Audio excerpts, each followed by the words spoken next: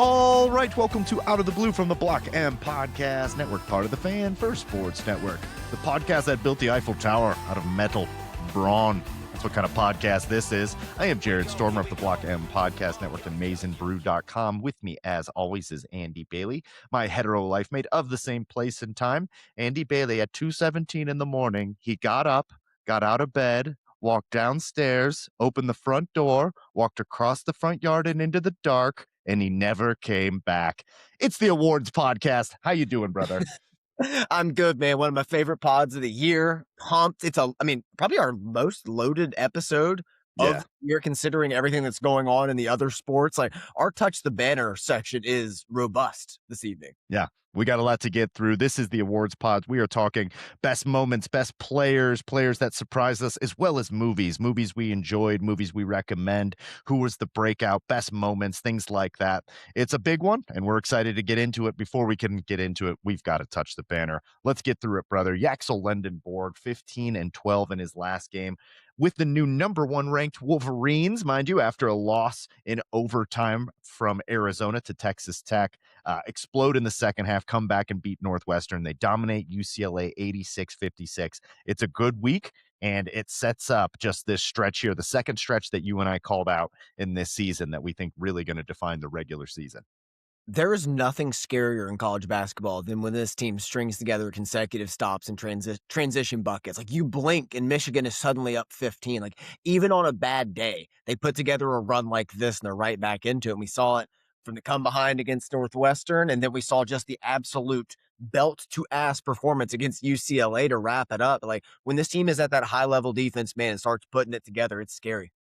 Yeah, they get out in transition. They're athletic. They have size. Morez Johnson and Yaxel Lendenborg get downhill and get to the rim. They get you into foul trouble. They control and dictate the pace of these games. And yeah, the comeback against Northwestern, it really felt like, man, Michigan might drop this one, but they just make the game long. You know, they put you into foul trouble. Of the season.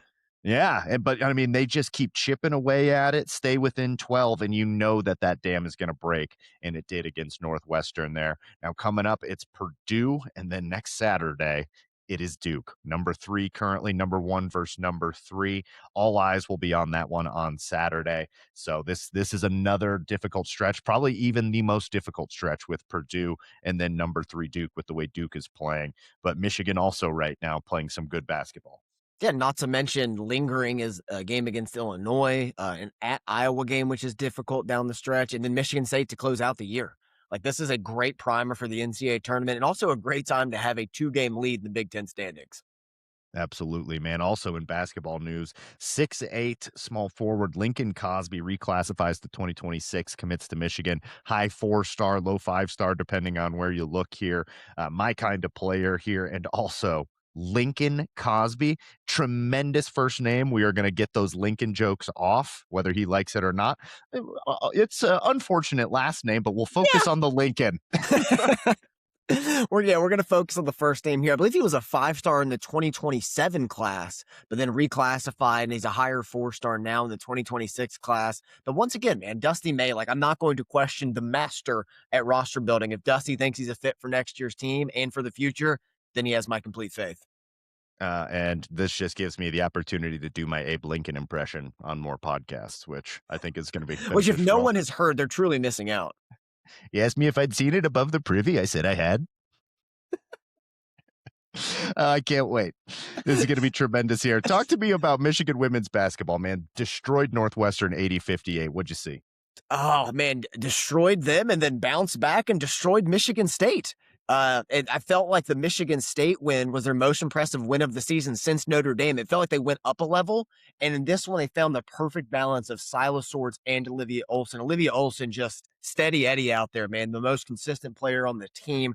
I believe she's had over 20 points in like 10 of her last 13 games and like 8 straight, something like that. And Silas Swords just has that it factor, that where she can raise her game to that level, but has not been as consistent as Olsen this year. This felt like they finally got rhythm together and just destroyed number 13 Michigan State, man. In a good spot right now. They moved up to number 6 in the rankings, prime position for a number 2 seed in the NCAA tournament. So great weekend for basketball all around with the team, you know, just kind of really getting their footing as the postseason approaches. Couple ranked games for them still on the schedule this Sunday at Iowa, at Ohio State the Big following one. Wednesday. Yeah, absolutely. And then Maryland to end the year. So, yeah, playing some great, again, both squads. Even in that Northwestern game for the men's basketball team, I think that being able to come from behind in that instance was something that this team need to show that they could do. Women have found multiple ways to win this year as well. These teams are primed and ready to go for the big stretch down the road here now. Need to keep it up during these last weeks. You can't have any let your foot off the pedal here. No. But from what I've seen from both, I don't think that that's too much of a danger. No, both really found their ways. And what I loved about the Michigan men's comeback is that any team can be good on their best day, but great teams are good even on their bad days. Great call, man. Talk to us about some hockey, both Michigan men's and some U.S. hockey. Get it We got in. so much to cook on right now, man. This was a great weekend for Michigan hockey. On night 2, the Michigan defense was smothering. The power play sorted out some issues. Naruto reshuffled his units a little bit, found great success there. Will Horkoff finally lit the lamp again. It had been a long time, so he finally got number 21 on the season. TJ Hughes solidified himself as a legit Hobie Baker threat. And Jack Ivankovic is back to pre-injury form. It took him a couple games to really look like himself again, but he is right back in. Michigan playing some of their best hockey again. Turns out the reports of their demise were greatly exaggerated last week. They're going to be okay. I have a big game, big showdown this weekend with Wisconsin and then Minnesota to wrap up the year. But with Wisconsin being the biggest one because they're still a threat, Minnesota a little bit down. In terms of Olympic hockey, though, Team USA advances to the quarterfinals as the number 2 seed with wins over Latvia, Denmark, and Germany in group play. Former Wolverine Zach Werenski added 2 assists and a goal. Quinn Hughes chipped in 4 helpers. And Dylan Larkin finally got his first assist of the tournament after buzzing around the first couple games against Germany. Next up, Michigan will play the winner of Sweden-Latvia, I believe, on Wednesday. But all roads are leading to Canada. But they've been doing the right things. They got their goaltending sorted out. Hellebuck's clearly the guy. Swayman played against Denmark. And letting in a goal from center ice doesn't necessarily just scream Olympic caliber to me. So that argument was put to bed pretty quick. Helly's back in there, going to carry us throughout the tournament. So I'm excited, man. Team's buzzing. They haven't played their best hockey yet, but the Germany performance was definitely their best to date. So, if all things hold as equal, Michigan, Canada should face off next Sunday, early morning, Yeah. 8:10 Eastern there. But I mean, that's the one to watch out for, especially coming off the Four Nations and just a budding rivalry that's been great hockey every time that they've matched up. That's where we're trending. Obviously, like as you mentioned, got a couple speed bumps to get over there, but that'll be must-watch television if that comes to pass. Exactly. Got either Sweden or Latvia, and then more than likely Slovakia to overcome in the semifinals. But yeah, all roads lead to Canada. It's classic setup though. It's like both teams are on opposite sides of the bracket. They can only meet once, avoid each other in group play. So to have it all build to that feels very For one movie-esque. game. Yeah, Yes, absolutely. I'd prefer 8:10 at night, but whatever, we ride. we run. We're My going to be there no matter what. 100%. Some football news here. This one was a bit of a surprise. Secondary coach Lamar Morgan accepted the same job with Oklahoma. Did this one surprise you? Was this one that maybe you were expecting? And what are your thoughts about losing Lamar Morgan? I mean, we already lost him. So, I mean, he had to find a job, I guess. So good for him. I'm glad he's going to be working again this year. Yeah, it's the Oklahoma thing just because of the Sullivan piece. It's just like, and we play him. It's like, I would have rather not seen him, but is Lamar Morgan gonna come in and dramatically change what Oklahoma does at this point in the game? I don't really care. Exactly. It's like, again, he already was. Some of the Michigan reports are making it seem like he left Michigan for Oklahoma. It's like he was not employed with the university. He It was was already there gone. was a I mean, there was like a week, 2 weeks in there in between that. Yeah, of him looking around shopping for jobs. And speaking of jobs, Vanderbilt, Larry Black hired as the new defensive tackle coach was poking around at Vanderbilt the last couple of years, was at Toledo for a while actually. Hmm. And yeah, so he'll be moving over. Vanderbilt was pretty impressive on the defensive side of the ball when I checked him out the last couple times. That Pavia team was interesting if nothing else, and I liked what they did on defense. So what do you think about this hire? Any thoughts? I'm fine with this. I like that he was a co-DC last year on a team that was one of the. I mean, Vanderbilt won what 9 games last year in the SEC. Vanderbilt, like, and it wasn't just the offensive side of the ball; is what they were doing defensively as well. I mentioned I like the coordinating experience. I like that he has a relationship with his brother Jabril Black, played for Jabril Michigan. Black. Yeah, Yeah. around 2010, 2011 range. So yeah, I love the ties and can't wait to see what he does.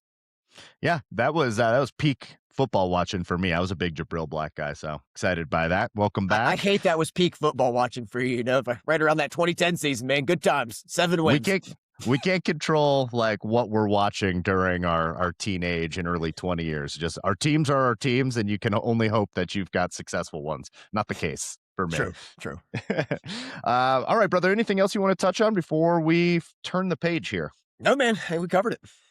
It's award season, baby. 2025. So this will be our what? Eighth annual, seventh annual, something like that. I'm not sure if we did it our first year, but we've been doing this for a minute. Something that we enjoy. We like to give ourselves the exercise, go back and look at the year that was, both in football and in movies. We put them all together, swirl it around in a simmering pot de deux, and now we're eating gumbo. We're over here sitting over the table eating a big soup full of or a spoonful of soup here, and I'm excited for this one, man. Good movie year, okay football year, but certainly some good moments. And I didn't hate going back and revisiting some of these games. There was other No. ones that I didn't enjoy as much. Well, I mean, after the 2023 season, we had like 15 awards podcasts. We're like, oh, we Yeah. forgot to give out this award. And we're just making up awards at that point Yeah. to just celebrate the year that was. But no, I think it's important to look back at the good memories, because like even a bad year can taint some of that. And like as time goes on, you want to pick the nostalgic moments and not forget those. And there's several moments in here I was really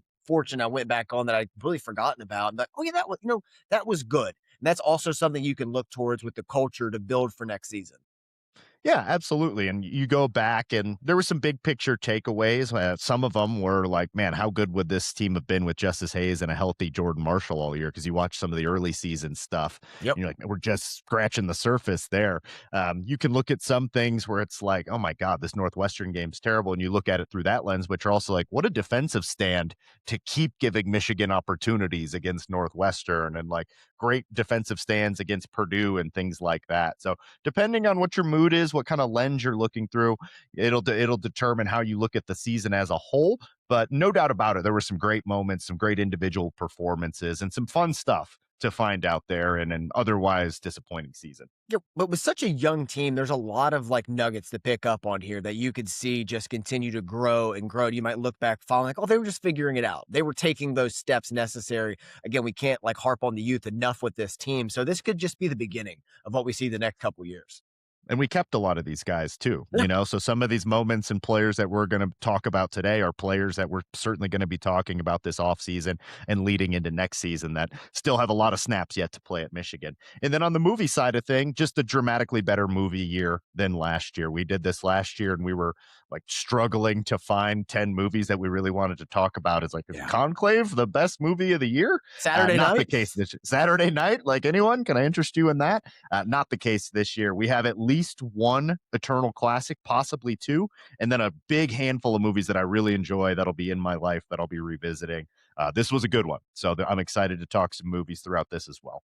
Yeah, a lot of different genres represented as well was one of the things I noticed. Like there was, I mean, obviously you get the awards movies in here, and we're going to mix in our own movies for these awards. We're not just going straight from the Oscars because Yeah. that sucks. But like there's a lot of different genres represented. And there's, I mean, a little comedy, a little drama, a little action, and a lot of them mixed together. And I think one of the themes we're going to be coming back to is tonality. And a lot of these movies are wearing many different hats. Yeah, no, well said there, man. So let's kick it off here. We always start here. We start on the lines where any good team should start. Let's go the big ugly awards. Let's start on the offense. The top offensive lineman. I really only had three names here. I got Gio Hadi, I've got Sprague, and I got Guaranara sauce, Jake Guaranara the sauce. Anyone else that you'd like to throw in there that you think should be mentioned here for best year? No. Yeah, Honestly, not that kind of year. I don't even know if I'd put Sprague on here, to be honest. I'd probably just put El Hadi and Guarnera. But if we need to have a minimum to stick to of at least three for it. And also, it's, maybe I'm being a little unfair to, I mean, this offensive line. I mean, the rushing numbers speak for themselves and what they could Correct. do. And to that number, and hence why they were a semifinalist for the Joe Moore Award because of the run game, I'm going to go with the run grader himself for this, Giovanni El Hadi. Yeah, I think that that's the right choice here. Guaranara, kind of put into this position. We didn't really know what he was going to be for us, and I think that he served admirably. I really Yeah. like Jake Guaranara. He didn't necessarily come out there and dominate, but put into a position where he probably wasn't anticipating being the starter, but worked his way up over the course of a few years. But I think it's Gio El-Hadi this year. And you're right, this is kind of more an award that I think should be given to the group as a whole, the forest, not one of the trees, because holistically, there wasn't anybody that I looked at that was like, what a road grader. But as a unit, the rushing totals were great. And then there was other times in pass pro that you'd get a little, you'd want a little bit more. Yeah, I mean, that's kind of been the Michigan offensive line MO of recent. Like you get, I mean, at least one guy that was a stud, but everybody else was pretty much just, it was the sum of the parts. Like you'd have a Zach Zinter or an Oluwatimi for a year, or even a Drake Nugent if that was your flavor. But the rest of the guys were, were average, but together they put together something great. Yeah, and Gio El Hadi, who coming off a year where I didn't think he was that great, I did think improved He was this better. year. You know, Yeah, yeah, he was I agree. definitely better and a guy that we had some real stock in early on. So let's switch sides of the ball here.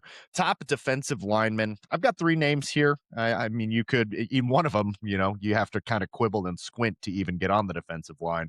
But I think it comes down to Derek Moore, Rayshon Benny, or Jayshawn Barham. If you're doing some squinting, again, you kind of need three names. There was nobody else that really jumped off the page to me. If there's anyone else you want to mention, speak now or forever hold your peace. No, I was so disappointed, DJ Guy. Yeah. Like that was one of the ones on rewatch. You see why he got benched early in the year. He came back and played better, but like the performance we saw from him in 2024 did not carry over to this season. That was one of the biggest letdowns I had because I thought there would be some great things from him. He was the leading sacker in the Big Ten that was a non-starter in 2024 and then came here and just struggled, really struggled, hence the move for Barham to edge. It's Derek Moore for me in a runaway. He had double-digit sacks. He was first team all Big Ten, not unanimous, but nonetheless, at times he was just a complete game wrecker, especially down the stretch. You could quibble with his big game production, was really missing in some of those losses. But when he was at his best, man, I thought he was one of the best, if not the best pass rusher in the Big Ten. This is clearly his award. Yeah. There's really nobody else there. TJ Guy, man. I don't know where we ended on Guy Island. Like, we're not going to just dismantle our Navy. At one point, we had a Navy and satellite communications. It's just in disrepair. No one's utilizing it anymore. There's no one there to man the Navy. But at one point, what an island it was. And a little dilapidated now. Definitely disappointed, but we had a hell of a run with TJ Guy. I mean, we rode it out there, rode that wave up and up with him, but it was Derek Moore. It was very clearly Derek Moore. And even Derek Moore, I wanted a little bit more from Mhm. this year, It was the to be big honest. games where you were left wanting. It was the big performances. Like he just didn't show up against Oklahoma, USC, Ohio State. Like you wanted him to just raise his level in those games, and he just could never break through that ceiling. But again, double digit sacks is not something to scoff at. No, you don't scoff at it, not in the Big Ten. So I think we're easily in agreement. We haven't had to argue about anything yet. Let's see if we get there soon. Top TV show of the year. Let's start to work in some entertainment here. Now, let me know if there's one that I missed here because Okay. it's hard to watch. It's hard to keep up with all of these. And to be totally fair, I haven't even watched some of these, but I got to go. It's Andor season 2, Fallout season 2, Plurbius, The Pit, The Studio, or Task. Anything that maybe we should add to this? I would add Shorzy. I think Shorzy Okay. is a Didn't independent watch it. masterpiece. So good. It's very, I mean, again, 20-minute episodes, like 6 episodes a season. Great. I think it's like an 8.6 on IMDb. Just classic. Gives you exactly what you want. But for me in this one, I'm not going to go The Pit. The Pit should be on CBS. I'm sorry. Like it's if it was a CBS show, like yeah, it's fine. But because it's on HBO, it's like, oh my God. It's what's his face from ER. We're doing things. And again, if medical dramas are your thing, good for you. They're not mine, clearly. I think there's a couple of different ways to go here. I have not seen Andor season 2, but from what I see from critical acclaim, it's probably the show of the year. I'm a Task man myself. I love a good mini series, so that's where I'm going to land.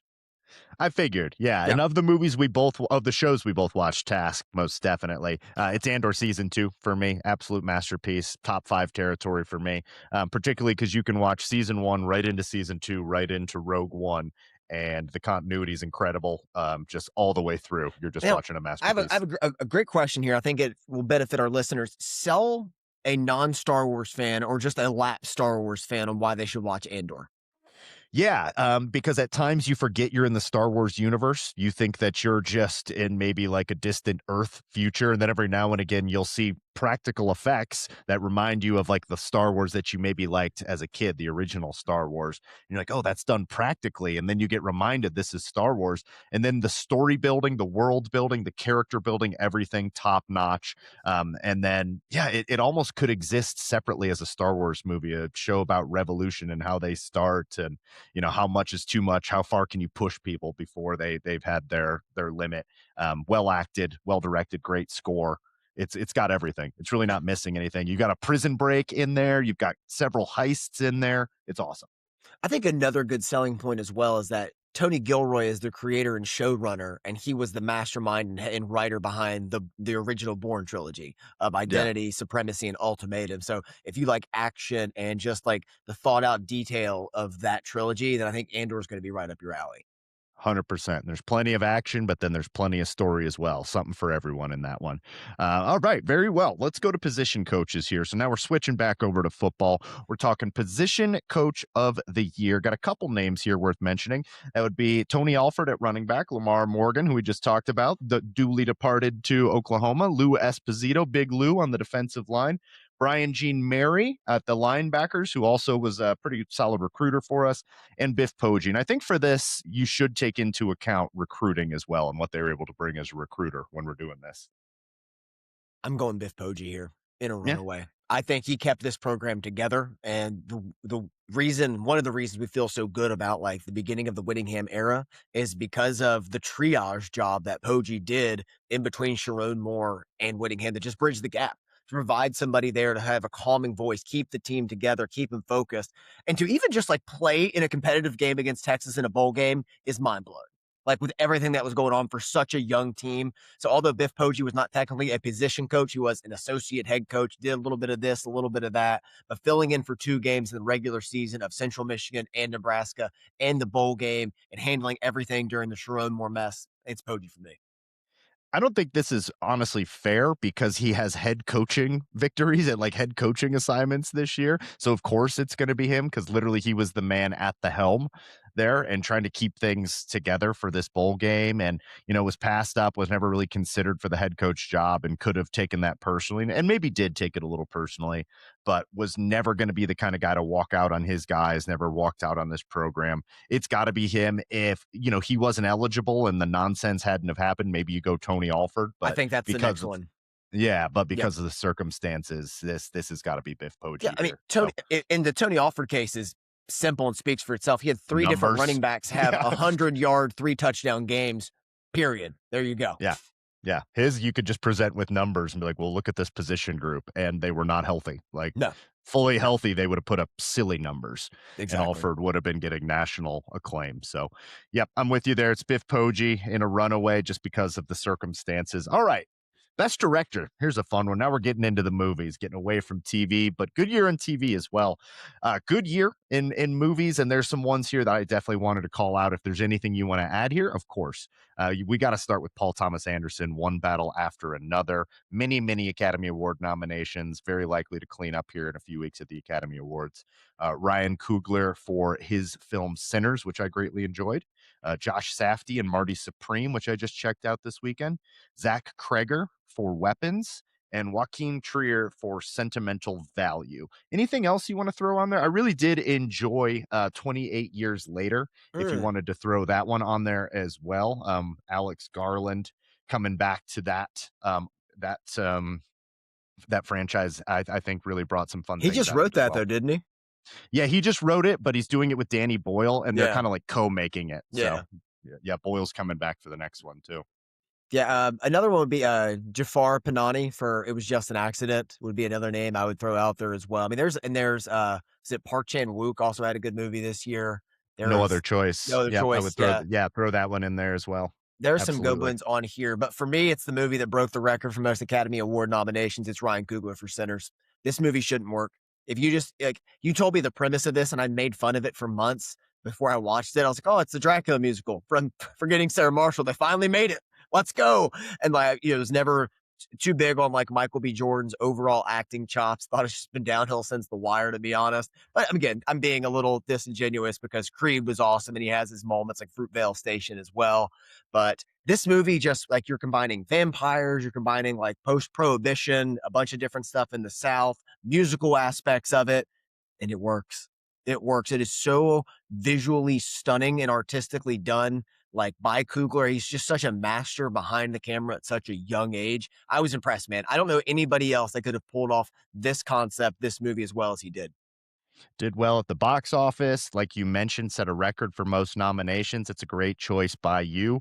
It's inventive. It does things with music in this movie that literally had me sitting on the edge of my seat. People were like applauding in the theater at this one. It was a ton of fun and I still enjoy it. I've watched it a couple more times since I originally watched it. Kind of prefer the first 90 minutes to the last 45 or whatever it Yeah. is, but Yeah. nonetheless, like when we're cooking, we're cooking. And it might not be my favorite movie of the year, but this is a great choice there. I think this is a real 3-horse race. Zach Kreger, Weapons, Paul Thomas Anderson, one battle after another, and Klugler with Sinners. I'm going to save my arguing for later because I think That's this fair. is a great choice. And when you have the Academy Award nominations and people want to see it, and like this thing could get franchised and spun off of, Mm-hmm. that's it's his vision, and the Yeah. fact that he wrote it. I'm gonna go with you on this one. I'm not gonna push back. Like Paul Thomas Anderson, we know how good he is, and it hurts not to pick him here, but we're gonna talk about that movie. Yeah. He's going to get his flowers here for sure. I'm actually wearing a Paul Thomas Anderson shirt today Let's go. in I honor of the drink pod. your milkshake. Your milkshake for the podcast. But yeah, I mean, just I was so impressed, man. Like, especially just coming in very skeptical with everything going on. I thought it was a little too much. And like, I always admire a filmmaker that if the biggest negative is just your ambition got a little bit away from you, I really respect that. And I just thought this was a great step for him, a great return to form, especially for just original stories. Yeah, I love an original Yeah. story, and I'm going to give you some extra love for making the original story. Going with Coogler here, well deserved, and a really good category. The Park Chan Wook nomination was a great call out by you. It's a Hmm. really good movie. All right, best name on the team. This is a great category, and it was a strong category once again. Now the all name team next year is going to really put a monkey wrench into this. Like Yeah, we're starting coming. next year, this category is loaded. We're talking like 94 Oscars loaded when we're doing best name on the team next year. So best name on the team for 2025. Zeke Berry, who's been nominated every year that he's been on the team.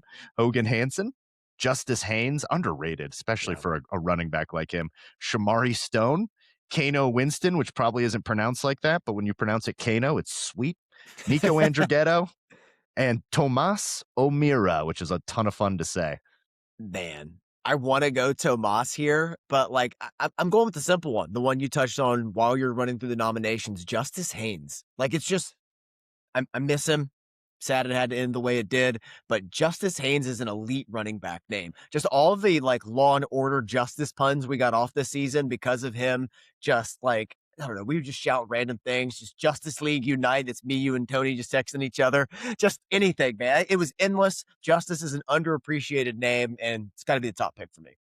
And when you couple it with Jordan Marshall, you had the Law and Order Come backfield, on, which I come just wanted on. more of, but it's I know. great. It's an underrated name. And we got like a redo of it because we used to have a Justice Hayes on the Yeah, team that I was really excited about, never really panned out at Michigan. But then we get Justice Haynes and pan out he did until he went down with an injury. But yeah. this is a great choice. I'm going to go with Kano Winston until he corrects me and tells me how to say his first name. He's like, it's actually Kainoa. And be like, yeah, but Kano Winston is sick. Yeah, I mean, have you thought about pronouncing it differently? Just like Yeah. leaning into your alter ego.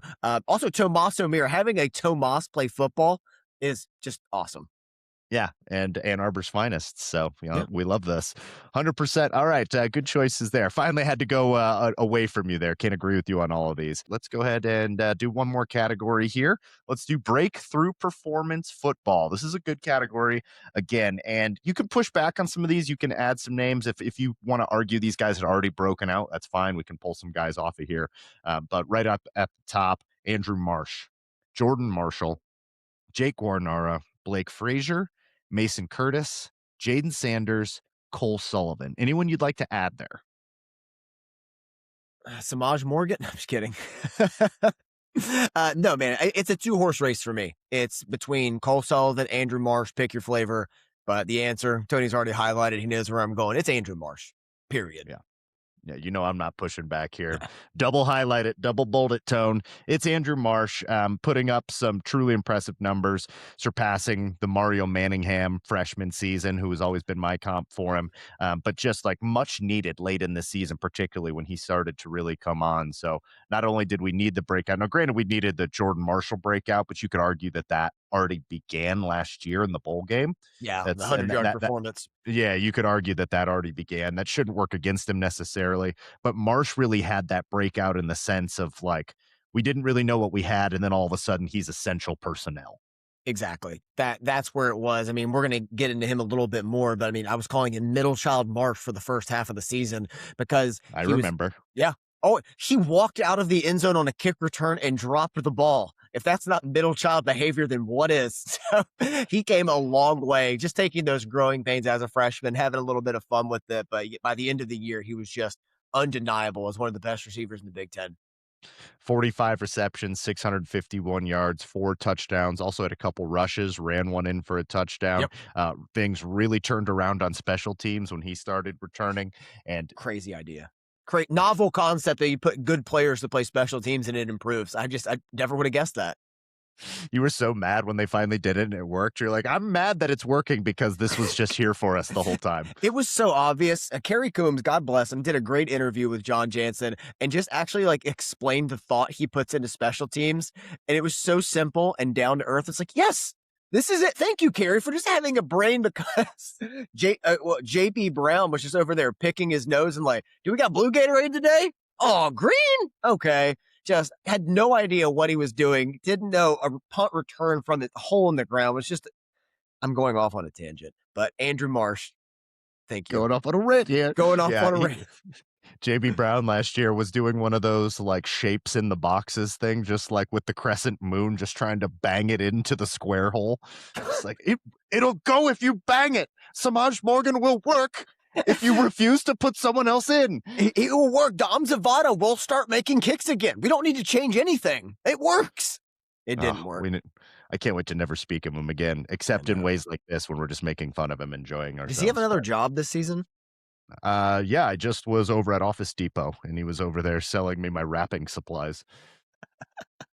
Yeah, I can't find anything. I found the JB Brown that played football for the Lions in 2000, but nothing on this former one. So I think I vaguely remember that.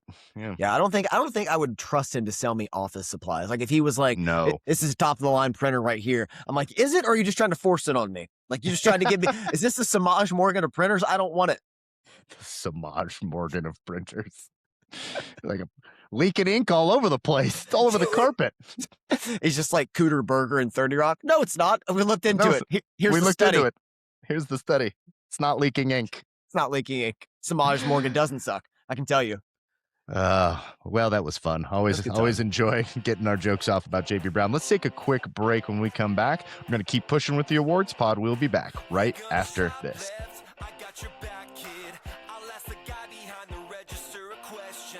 All right, we are back. We are righteous men. Both college football and movies are very good. We were just running through some of the early categories. Last category, breakout performance for the Michigan football team. It was Andrew Marsh. He went out over Jordan Marshall, Jake Guarnara, some other guys there. No one else really, I think, came quite as close to him outside of Cole Sullivan, as you mentioned, would be the guy that on defense. By far the biggest loss of the guys that we lost, this off season. Huge bummer there, but we'll talk about Cole Sullivan and probably Andrew Marsh again. We've got to get into the movie version of Breakout Performance. Breakout Performance in a movie here. So someone that's been around, that we've maybe seen him in some other things, but after this, they're at a different level here. So we got a couple names here. Chase Infinity from One Battle After Another. She played, honestly, she was right there with Leo as far as screen time. Yeah. Jack O'Connell in 28 Years Later and Sinners. Just kind of shows up briefly at the end of 28 Years Later, but then right after that, we get the sequel to 28 Years Later, and he's all over that one. So big year for him.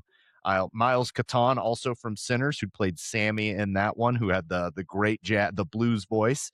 Damson Idris from F1. Odessa Azion from Marty Supreme, and Jamie Lawson from Sinners. A lot of them from Sinners, but had a nice young cast with some interesting actors in it. Anyone stand out there for you?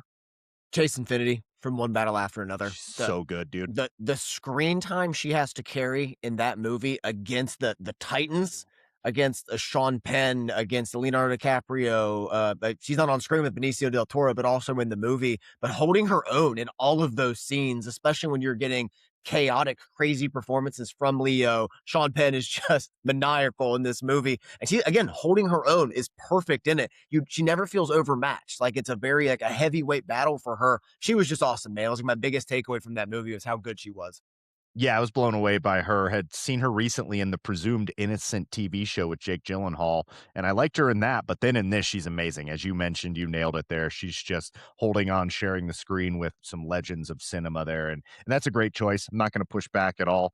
Just to be a little different here and talk about my guy. Welcome to the top 10 favorite actors, Jack O'Connell. I love everything this guy does. He's moved into top 10 for me. I just went and saw 28 Years, The Bone Temple, which was also awesome. And this dude is just magnetic. You can't take your eyes off him. He's incredible in Sinners, did his own singing and dancing in this. Said he signed up to do Sinners as soon as he read that he got to sing Rocky Road to Dublin in it, which if we're doing favorite moments in a movie this year, probably my favorite moment in any movie this year is when Jack O'Connell just bursts into Rocky Road to Dublin. Excellent stuff. He's my breakout of the year. He just couldn't be a breakout for me because I have 12 years with him. Like, because Unbroken to me is his breakout. Like the Coen Brothers script directed by Angelina Jolie about Louis Zamperini, and it's his movie. And it's like, I think he's in every shot.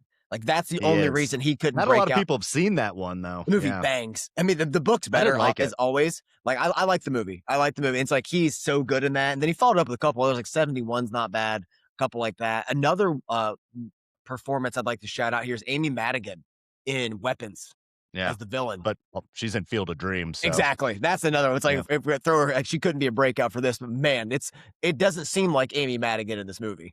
Yeah, no, you're right. Chase Infinity, this is exactly like by definition a breakout. Yeah. She was a different actor before she was after, and she's gonna have different kind of call sheets now for her. Yeah. So great call out by you. All right, let's go back to football here. Biggest win for the pod. This is a joint award here, guys, that we like to talk up. It can be somebody that I was higher on, you were higher on, or we were both really high on.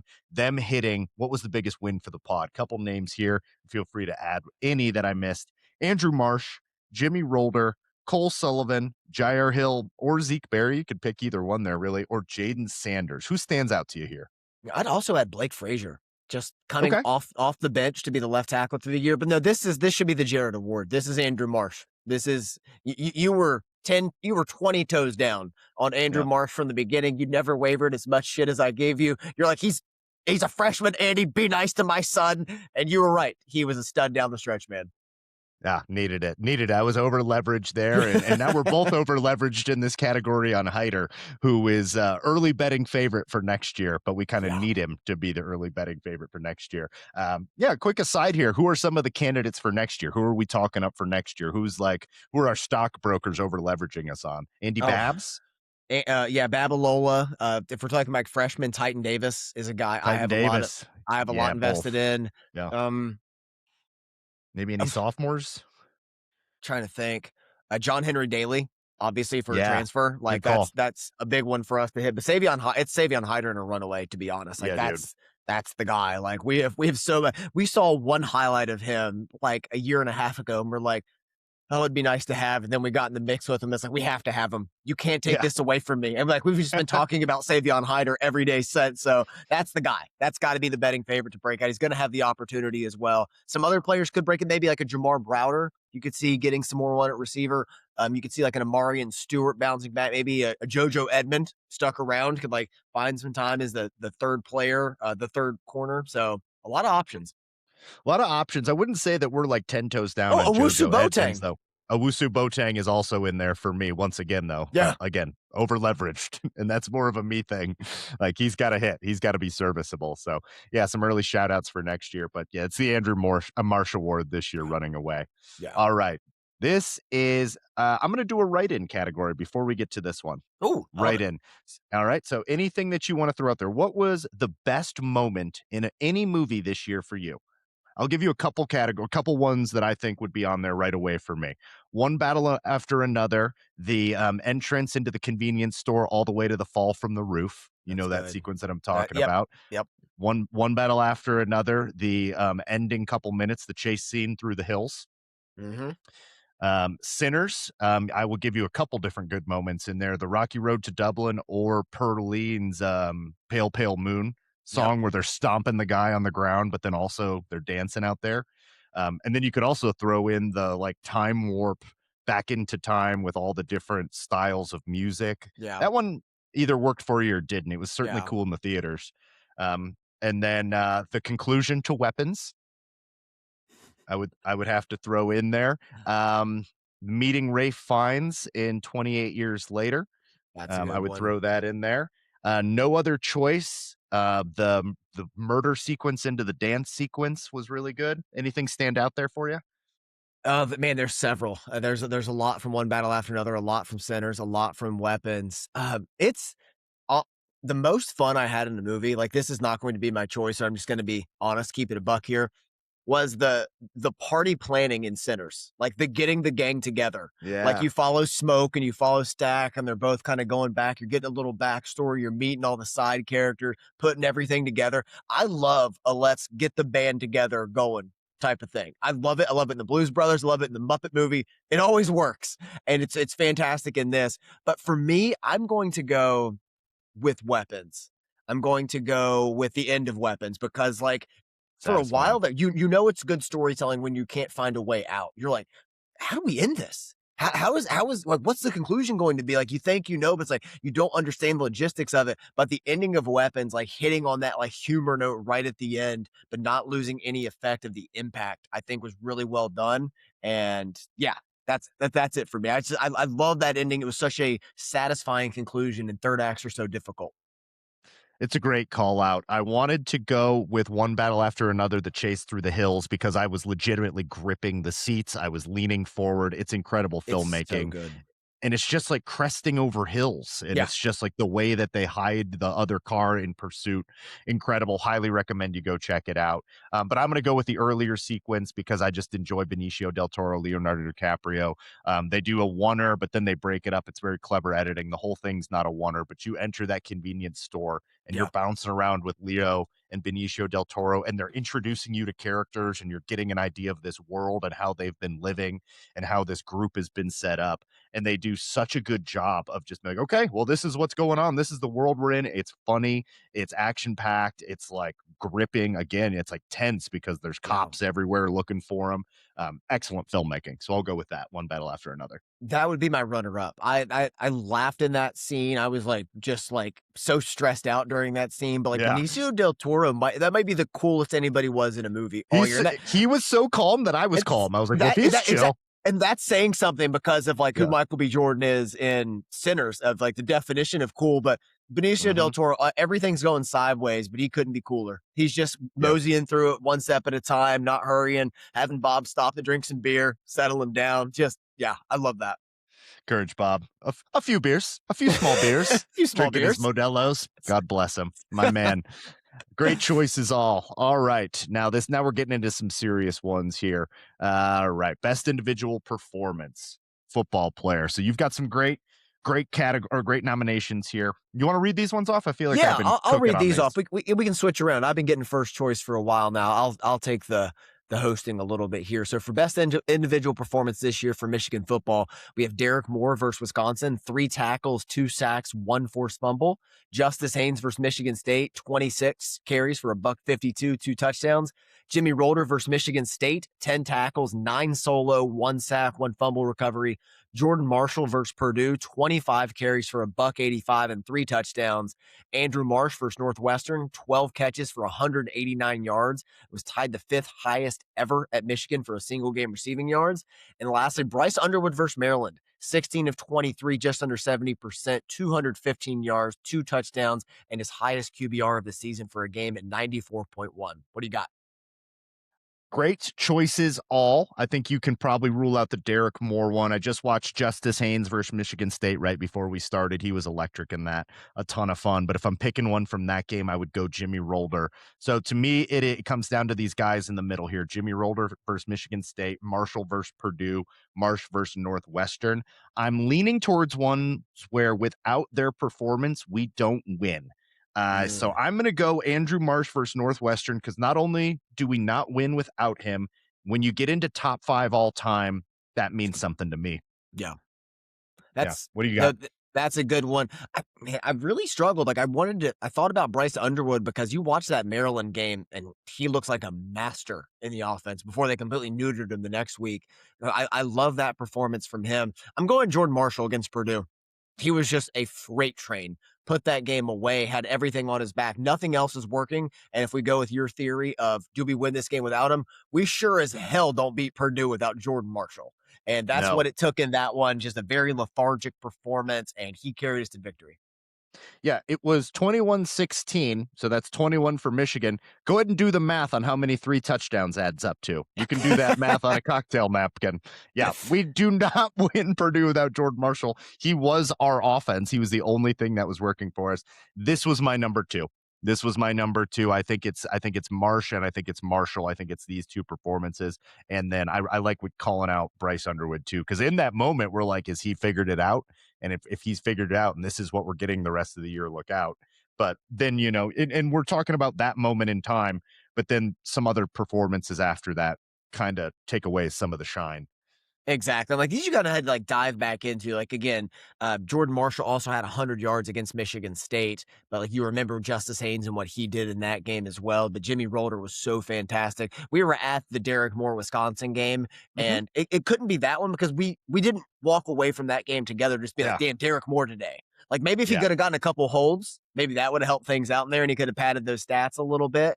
But it just one of the defensive ones, it couldn't be. It No. couldn't be for this team. No, and I was trying to think of like an example where the defense, or someone on the defense just single-handedly did it.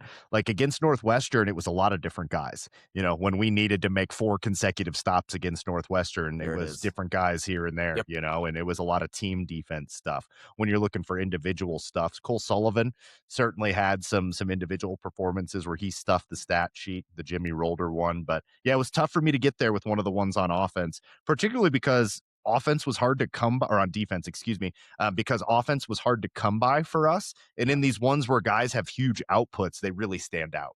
And obviously we're not going to pick the Central Michigan performance. Like you could No. have picked Yeah, Jay Barham against Central Michigan, or you could have picked Bryce Underwood against sure. Central, but opponent has to carry some weight here for the Yeah. magnitude of it. All right, next category: best performance by a female lead in a movie this year. We already talked about her a little bit, but she's coming up again. The nominees are Chase Infinity for One Battle After Another, Amy Madigan for Weapons, Haley Steinfeld for Sinners, Odessa Zion for Marty Supreme. I think I said that right. Emma Stone for Begonia, and Renette Reziv for Sentimental Value. What do you got? I think it's those top 2 for me. Chase Infinity, One Battle, and Amy Madigan's Weapons. They stood out the most for me. Emma Stone, like, you've been You a big Begonia recognized guy? enough. No, not really. But she's been recognized enough, all right? So she doesn't need the Out of the Blue podcast to recognize her to feel validated here. I'll give Chase Infinity her flowers. She Sir. deserves it. I was blown away by her. Amy Madigan, right there for me. Creepy, and I didn't even realize it was her behind all that makeup. The lovely mom from Field of Dreams, and it's just like, Exactly. oh, she is truly heinous in this movie. So I'm fine with either one, but I want to give Chase Infinity some love for my favorite movie of the year and a 5-star masterpiece in my mind. That you could have even gone Tiana Taylor from One Battle She's After so good Another. in that too. Yeah, Like, yeah. Throw yep, at least throw her a mention here. yeah, Yeah, like smaller role for sure, but like for what she's doing and like just her background as a musician, like was outstanding in this one. Haley Steinfeld is excellent in Sinners. she I is mean, good. I remember her in True Grit, and I was like, this girl just has so much talent, but now she's Mhm. so famous, you forget how talented she is. And when she gets deep in her bag, she can hang with the best of them. I'm going Amy Madigan here.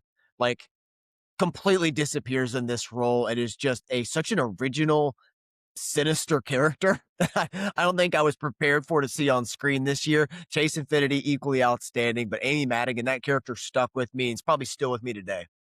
Oh, yeah. Some of the things she says to the kid while she's like, "What I can make your parents do," I'm just like, "Well, Upsetting. that's the worst sentence I've ever heard." Yeah, she Very upsetting. My favorite category of the pod, at least in terms of football, unsung moment of the here we year. go. This is a big one. I love putting these together. So nominees are Jordan Marshall turns down a second touchdown against Nebraska with a slide to run out the clock. Bryce Underwood's 21-yard sideline throw to Andrew Marsh on 3rd and 10 to move the sticks against Northwestern to set up the game-winning field goal. Michigan defense's 4th down stop at the 6-yard line on the opening drive against Nebraska, which was a 1-point game. Ultimately, Michigan defense holding Northwestern to -3 yards and 0 points on their final 2 possessions, each coming off a short change turnover, with Michigan trailing by 1 late in that one. Bryce Underwood's 39-yard completion on 3rd and 14 to lead a touchdown drive on the final possession of the first half against New Mexico. Jayshon Barham and Brandon Hillman force a fumble on Aiden Childs. Jimmy Rolder recovers on the first series from scrimmage against MSU. What do you got? This is my favorite category, but it's also the most difficult. Sometimes you gotta like go through it one at a time. You gotta check things off.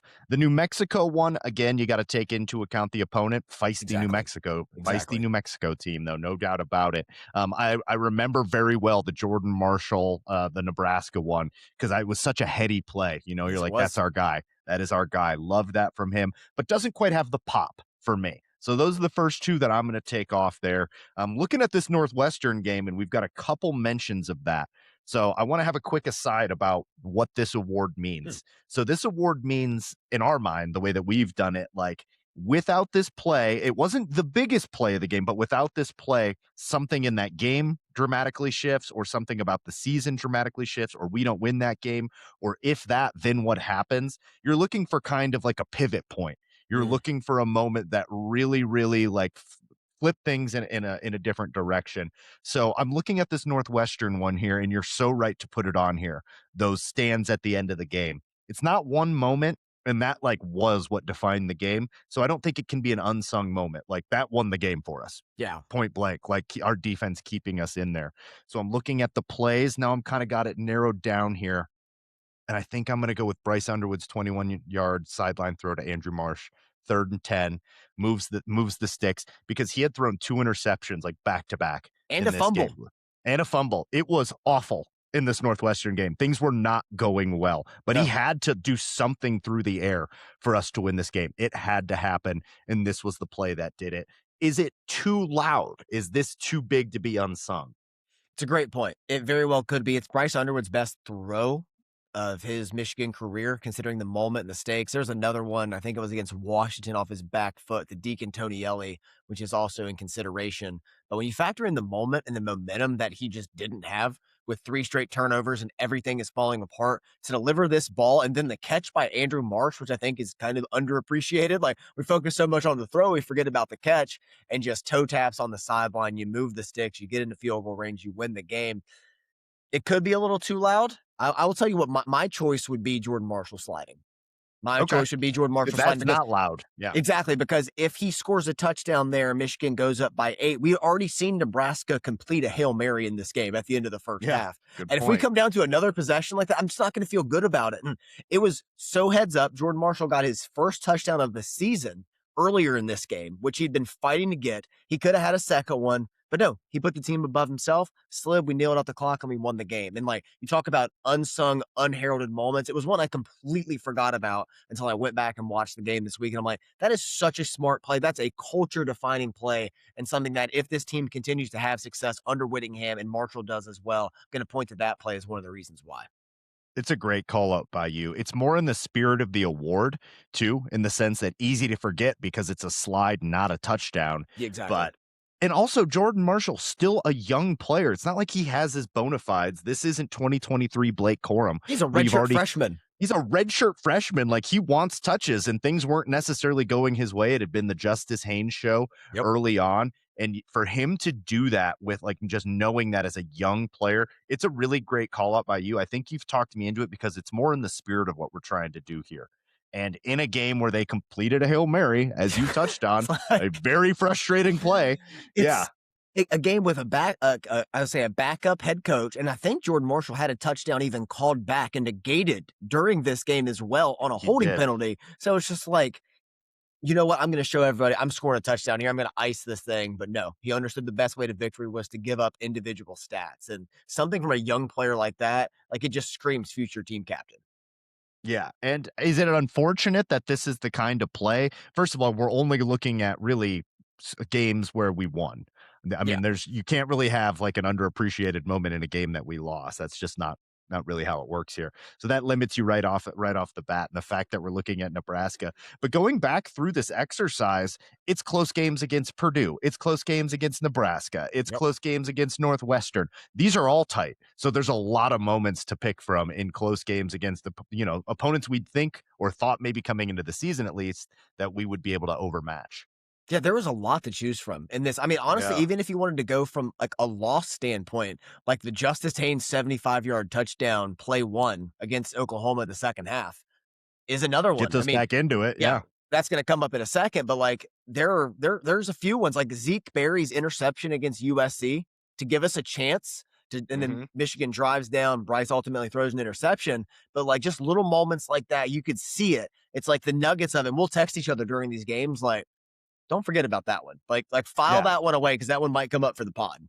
Yeah. Oh, 100%. And this is the pod that they come up for. Those little moments that if they happen, I remember what was it? The Houseman interception against Washington last year, Yeah. where we were both like convinced we're like, this is going to win the award for unsung moment. It didn't Yeah. end up being the case, but we're always looking for these moments in real time. And then, yeah, when you go back and do your rewatch, it's fun because you're just like, you got your notepad out and you're like, oh, if not this, then that. And that's a great example that you And have like here. the spirit of the award, I think really dates back to the 2021 season where it was Michigan versus Ohio State. We went to that game for the moment, and it was Ohio State got the ball coming out of halftime. I believe they were trailing 14-13, and they have 3rd and 1, 3rd and 2, and they run up the middle, and Josh Ross forces a TFL and a punt, and Michigan never looks Yes. back. And like that's the play. That was the play that really spawned this award because you think about that game, you think about Hutch and Haskins, Yes. Corum's run, everything else. But Josh Ross, the senior captain, had one of the most pivotal plays that swung momentum. Laid the wood. When you go Yep. back and rewatch that one, as I often do, it's a tremendous play that I'll never forget about. Great call out by you. Totally agree with you on that one. You won me over there. All right, sir, take us to the next category. Yes. So best male performance. I have an inkling you're going to cook here. So nominees are Leonardo DiCaprio, One Battle After Another, Benicio del Toro, One Battle After Another. We could even add in Sean Penn, One Battle After Another, Benedict Wong from Weapon, Stellan Skarsgård from Sentimental Value, Timothy Chalamet, our boy from Marty Supreme, Michael B. Jordan playing dual roles in Sinners, and it works. Jack O'Connell, your boy, in Sinners as well, and Ray Fiennes, 28 years later. There's a lot of Jared guys in this category this year. Oh, Like, this is my kind of category, baby. I mean, there's not even movies like The Phoenician Scheme in here. Like, you could have even gone deeper into your bag. Yeah, Benicio, good year for Benicio with One Battle and Mm-hmm. Phoenician Scheme. Phoenician, honestly, good enough to be mentioned here. Yeah. So I'm glad you thought one that I enjoyed that movie, but it's probably not going to win anything. But it was Yeah. just yet another solid, good movie that came out this year. Yeah, this is a loaded category. Obviously, One Battle After Another, well represented here. It would be Weapons doesn't so really have funny if you gave this award to Stellan Skarsgård. all my favorite actors here. And it's like Benedict Wong. You know, Skarsgård just doing unbelievable stuff. Like, it's got to be him. Can't believe what this guy was doing in Hamnet. Yeah, man. Well, there's too many of my favorites on here. I gotta give a quick shout out to Michael B. Jordan. The dual roles thing never Insane. works. No. Literally, Robert De Niro did another one this same year, and it was god awful. And that's De Ugh. Niro messing it up. Yeah. Like it's so easy to mess up. Again, I think that credit goes to Coogler though. He knows how to use Michael B. Jordan better than anyone, and he Yeah. nailed it in this one. My eyes are all over the One Battle boys, obviously. No doubt about that. I got to give a shout out to Ray Fiennes, but then he's in the Bone Temple shortly after, and I think he's slightly better in that. He gets more to do, so it doesn't feel Did you right to give see? it to. Did you see Go ahead. his Odyssey movie? Yeah, it was incredible. The Return, that was last year. Okay, Yeah. yeah. Also, Yeah. again, still cooking. Still cooking. Like everything he does, I'm interested in. He's just one of my favorites. He's in my top 5. I will watch anything that he does, and he doesn't have to be doing these types of movies where he's just in the 28 trilogy. but that's what he does, man. He loves it. He loves being Voldemort. He loves being in fun, quirky movies and just putting it all out there. He's a G.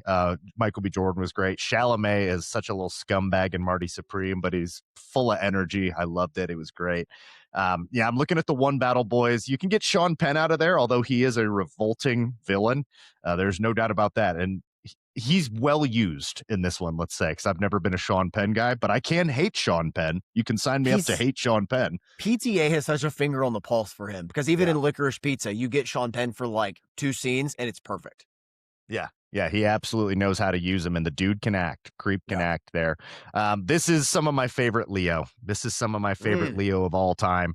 I just love spastic, unhinged Leo. I love that he'll play a loser every now and again, and he's done that here with this, and then the Scorsese, the recent Scorsese movie as well, where he'll just play like kind of an idiot, kind of a loser.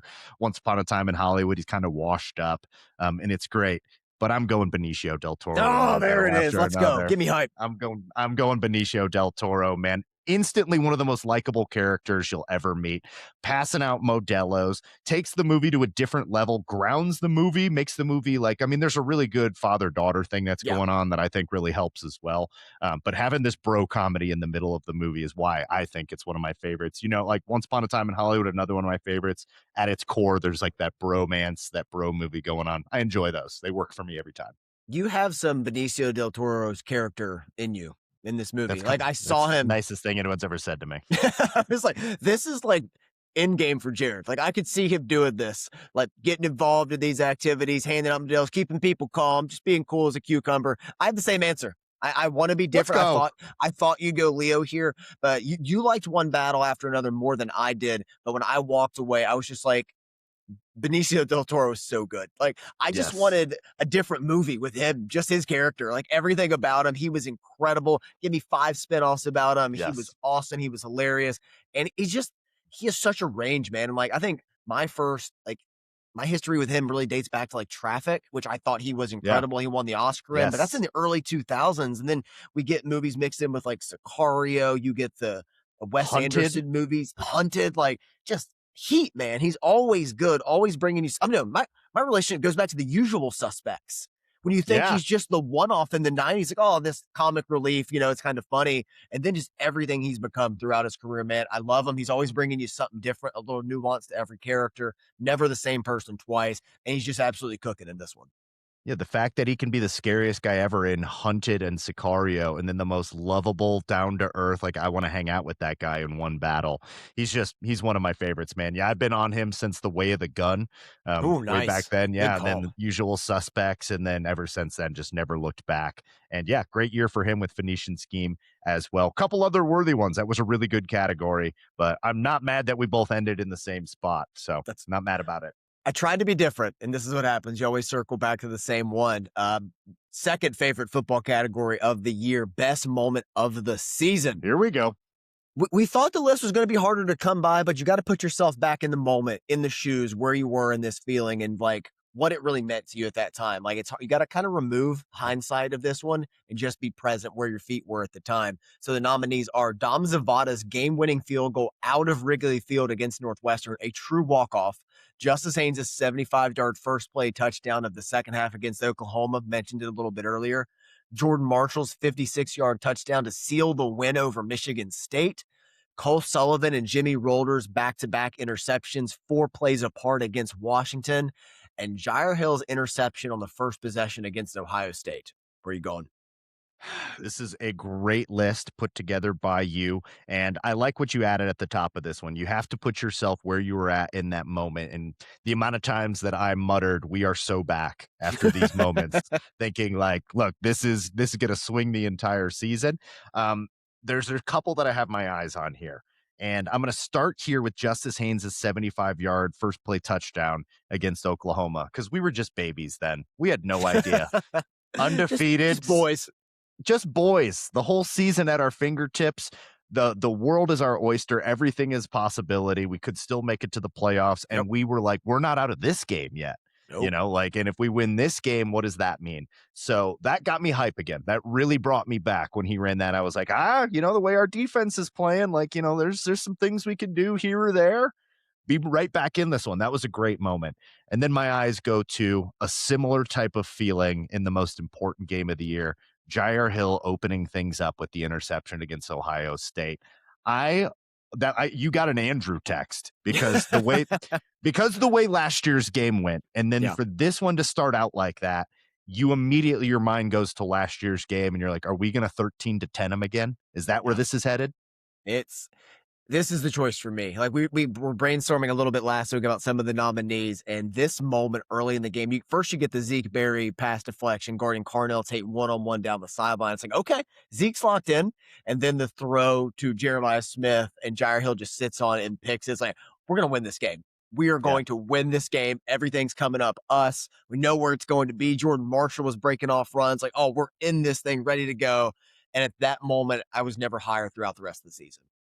No, that was the ultimate high. I was freaking out. I was with family and I was like, "Hey, your mind starts racing." That's like, "Oh, if they can't move the ball and like we're able to move it just a little bit and we're in We're his back in the head already." playoff, like, everything was Yeah, changing. everything was changing in that moment. And of course, you didn't want to text me on that day because all of a sudden we're not doing text on the game day. I'm still not over that. That was my worst moment of the season. But I was texting you nonetheless, like, "We're back." Thank God for Tony in the group Yeah, chat. I was too much of a basket case. I was just like, "I have to focus on this game. I have to do it." My wife is like, "You need to get it together. Do better." But yeah, man, I mean, this moment is going to be widely forgotten. Like, this could have been, like, in, like, 5 years, this could be the unsung moment we look back on as the one that stands out because of how just good it felt at that time with all the history, with 4 in a row. It's like, we're about to make it 5. It's in Ann Arbor. The snow's coming. Ultimately, it didn't pan out, but that doesn't take away from how he felt in that moment. So you could quibble with this and be like, really? Best moment came in a loss? Well, is it any better to say our best moment was walking off Northwestern? Like, Exactly. is that dramatically better? It was that Scoring kind of a 60 season. on Central Michigan, was that it? Yeah. That really rev your engine.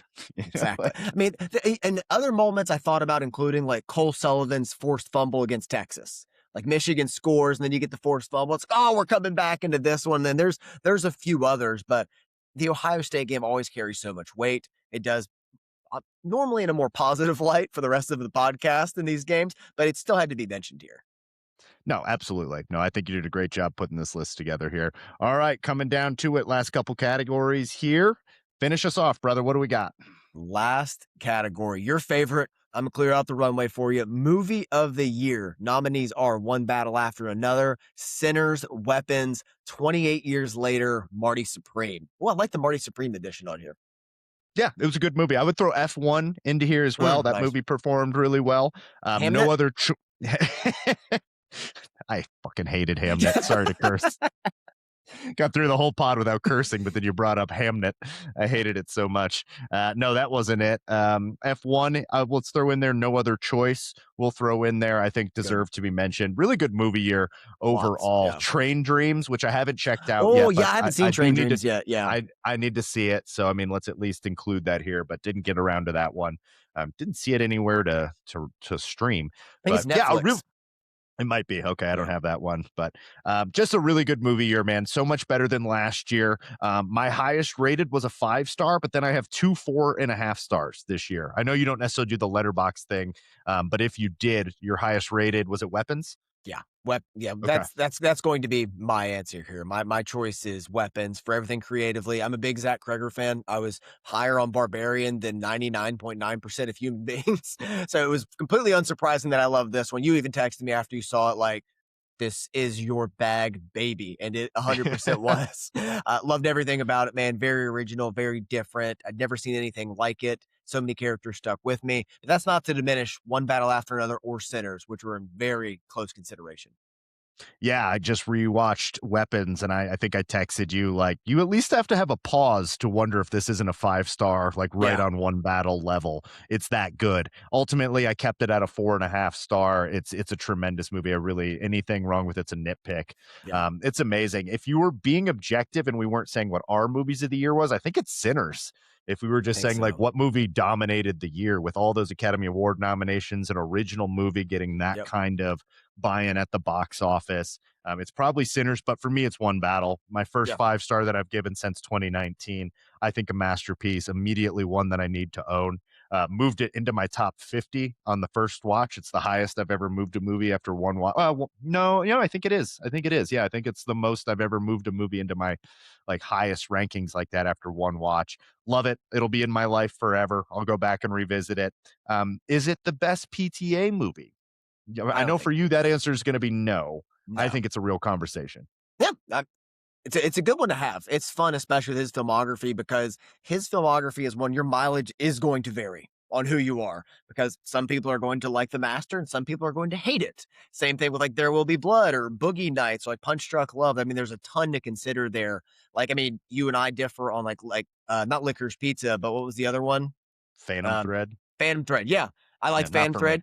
Not for you. It's like that. So that's why I think that conversation is so enticing. Yeah, if you wanted to cut it out into like a 3-horse race with like Boogie Nights, There Will Be Blood, and one battle after another, I think there's room for that.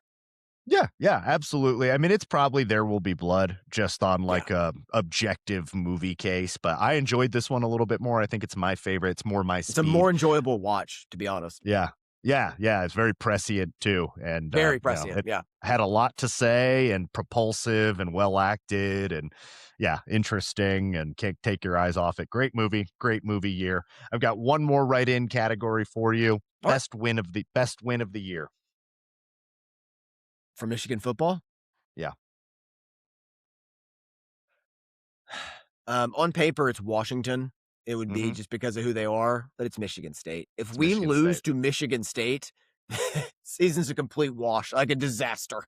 Like, Yeah, 'cause again, that's why we held out so much hope and we're just trying to be optimistic throughout the season because we were building towards the Ohio State game and putting so much weight into that because of how Sharon Moore had performed in those moments. And then once he fell flat there, it makes you kind of just glance back like, man, maybe it was just like a house of cards this entire time. But getting that Michigan State win, getting Jonathan Smith out of town, and the way they did it as well, like, has to be Michigan State for me. yeah, unfortunately, we didn't disagree much this year, not really in movies or in the season. In the season, I kind of expected that because there's only so much you can choose from for really great moments and, Yeah, really best win. It's Michigan State because of your 1 point in there. We lose that, I'm never thinking about this season ever again. no. Like, I would never wanna go back on it. Are there any games you might go back and find yourself rewatching? I know you're, like, a historian of this, so you might have to do it, but any that you might just be like, "Oh, that'll be a fun watch to throw on?" Fun's a tough word. The Washington game I would talk about. The Maryland game I would certainly talk about Maryland. as well, especially for like Bryce Underwood's development or like a big Jordan Marshall game, like little moments like that I go back on. Nebraska had some moments as well in there I'd like look back on. Really just for like the Bryce Underwood performance, like in his Yeah. growth and maturity in the offense and seeing what Texas he had could some do. moments. Texas did have some moments. I mean, dude, that was a great game until the final seven and a I half know. minutes. I mean, a great game, a lot of back and forth, a lot of fun. So that's another one, especially as you're watching the Arch trajectory, because it felt like no player improved in college football more this season than Arch against Ohio State, than Arch against Michigan. Yeah, different animal there towards Yeah. the end. Yeah, I mean, I'm sure I'll go back and rewatch something. The rivalry games are ones that I'll go back and revisit. Any win over a rival is generally worth revisiting Yeah. for me at some point. So Michigan State stands out. Maryland to see the Bryce Underwood thing, and particularly if Bryce sticks with us for his whole college Yep. career, and you want to go back and see some linear progression, you could go look at some of those games where maybe he didn't perform that well. What he did against Maryland, that'd be a good one. Kind of similar idea with like Marsh and Marshall too. If those guys stick around and have Marsh is a long good careers one. at Michigan, yeah, you want to go back and revisit some of those. That Northwestern one was so stressful; it was stressing me out on rewatch. Yeah, I felt the same. Even though I knew the ending, it's kind of like Yeah, watching like one battle after another. Like, why am I nervous? I know how this, yeah, I know how it plays out. But yeah, that one was not great. The Purdue one is just frustrating because it's Northwestern's well coached. Say what you will about anything else, like talent wise, David Braun had that team up and they were physical as hell in that game. Felt very like Jim Harbaugh energy. But the Purdue game, it was so clearly evident that Michigan was the better team, but just couldn't put it away. Couldn't put it away. And then eventually it's like Jordan Marshall's like, all right, enough of this. We're done here. And then ices things for the game. But yeah, there were several of those. Like there was a question poised in the middle of the season, like how many Sharon Moore games have you truly enjoyed? You and I are on the higher side because we're sickos and we like 13 to 10 wins over rivals. But like throughout this year, it got harder to defend. Yeah, I totally agree. So say Sharon Moore hadn't wielded a butter knife and none of that would have happened, and we still lose to Texas, and we're doing these awards podcasts. Would going back and rewatching, try and take everything that you know out of it, would going back and rewatching have built more confidence, less confidence, or would you kind of be talking yourself into it because, we're still riding, we're still on this train? Would you be Like talking yourself into it? Because on the rewatch, I was like, man, there were signs that this coaching was not great. like you and I talked about after the Ohio State game, how we felt like our faith was betrayed after that Yeah. one because the performance was so flat. And I think going back with this, we would be more dubious going into the season because Yes. if you can't raise your level against your rivals, or if you can't trust an offensive coordinator to coordinate and call an offense without you trying to relive the glory days, then what's the point here? What are we doing?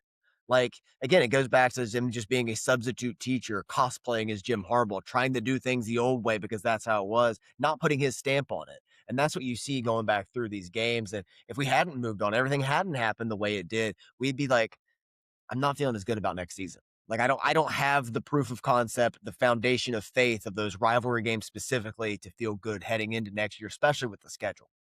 Yes. Nope. That's where I ended rewatching these. It was just like, man, if we were really going through this with a fine tooth comb, I think we'd find a lot of nits to pick here Yeah. and a lot that concerned us and a lot that needed to be cleaned up. So it had to happen. We can turn the page on this now. This is the official last podcast where we talk about what was. It is time to talk about what is and what will be moving forward. So the year already off to a pretty good movie start. I'm excited. We got the Odyssey with Christopher Nolan this year. This is going to be a big That's one. a big one.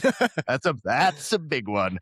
We've got oh god, what else do we have coming out this year? The new Mortal Kombat that you and I are kind of sickos and excited for. That keeps getting Absolutely. pushed back.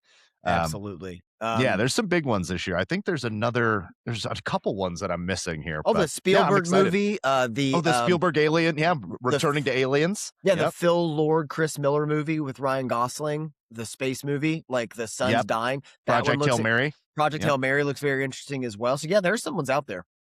Yeah, no, I'm looking forward to it, man. And then it's going to be a better football season. Record wise, maybe not because of how difficult the schedule is, but we have adults in the room. We've got a loaded roster, particularly on offense. So I'm excited. I'm excited to turn the page, start talking about what will be, and start putting our toes down on some players, getting over leveraged, making ridiculously bold propositions about some What we're here to guys. do. That's what we do, baby. All right, brother. That's all I got. Anything else from you? No, that's it for me, man. I do think this year, though, a nice twist would be we should do an awards pod for the winter sports, for men's basketball, women's basketball, and hockey all together. Say less, put it in pen, chisel it into a rock. Yeah, absolutely. This is a great year for it too. I mean, Exactly. there's plenty of content there. And then we can do like maybe focus on TV or something like as we mix it in or something. Yeah, we'll figure that part out. But Yeah. absolutely, Winter Sports Awards just got added. Not only is it in the movie, it is absolutely in the movie. Yeah, then we might even have our own Odyssey pod this summer, like the doldrums of July 4th weekend. Like, hey, tune in. Odyssey reaction. We're going live. Can't wait, dude. It's going to be the greatest movie of the year. I'm pumped. So pumped. All right, that's going to do it for Out of the Blue. Make sure you like, share, subscribe wherever you get your podcasts. Thank you to producer Tony for his help. We will be back next week. Got you for the entire off season. I am Jared. That's Andy. This is Out of the Blue. We'd like to remind you that wherever you go, go blue.